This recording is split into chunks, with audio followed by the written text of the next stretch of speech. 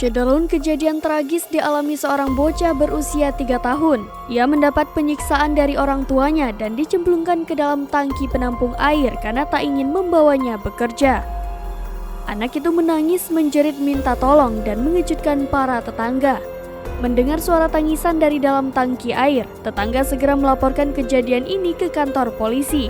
Peristiwa ini terjadi di Calcon, negara bagian Meksiko. Momen memilukan dan tragis bagi seorang anak perempuan berusia 3 tahun. Ia diselamatkan dari tangki air oleh polisi Meksiko setelah ibu dan ayah tirinya mencemplungkannya ke dalam.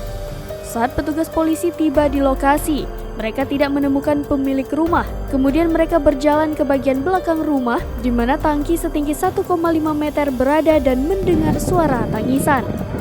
Bocah tersebut mengatakan kepada polisi bahwa ini adalah perbuatan orang tuanya yang mencemplungkan dirinya ke dalam tangki air. Beruntung, bocah tersebut ditemukan dalam keadaan sehat dan tidak menunjukkan luka apapun. Ibu gadis itu, Maria Lucila, dan ayah tirinya Javier langsung ditahan setelah mereka kembali ke rumah. Kedua tersangka didakwa atas tuduhan kekerasan dalam rumah tangga dan ditahan di penjara Calco. Mereka mengaku telah mencemplungkan anak itu ke dalam tangki air selama 15 menit. Tidak jelas mengapa mereka mencemplungkannya ke dalam sana.